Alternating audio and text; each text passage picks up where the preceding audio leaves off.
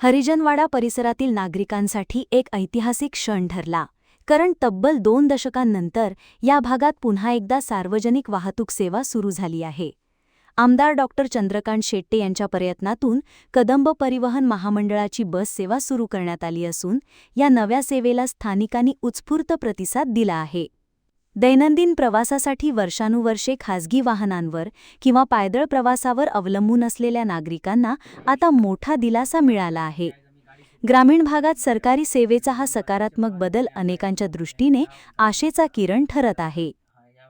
पुरेपूर तुम्ही उपयोग करचो.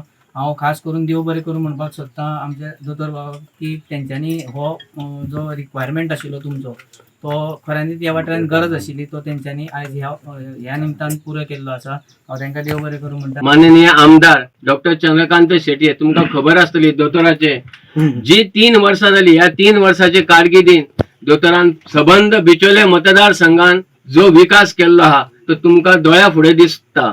तुमकां सांगपाची गरज ना, पण तुमकां एकूच सांगता सगळ्या म्हज्या भावा भयणींक, पूण जो आमचो आमदार आहा खरें मनानसून काम करता आणि तुम्ही सुद्धा तांकां मनानसून सहकार्य करपाक जाय. शाळांतल्यान सुरू जातली, पण तुमकां खूप लोक कशे आसात आज खिच्याय शब्दाचे राजकारण करपाक लाठंबारसेन लोक हुशार आसात. कळ्ळें न्ही तुमकां? सांगतले अरे तुमकां बस न्हूती शाळांतल्या लोकांक तुमकां फटयले म्हणटले. बस तुमकांच आसा. शाळान वयता जवळची जागा आसा. आणि एक लक्षात रावता, सरकाराक जर कदंबा बस चलोवंक जाय जाल्यार ते कदंबा बशी भरूकय जाय, ताका पेट्रोल लागता, स्टाफ लागता.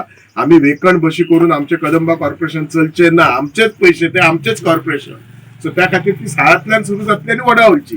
पण जर तुम्ही भायर बोर्ड पळयशात शाळांतले नाव सुद्धा ना, वडावळचेच नाव आसा. सो आमकां जाल्यार वडावळच्यानच आमी सुरू करूं येता, प्रोवायडेड तुम्ही ती भरात आमची बस.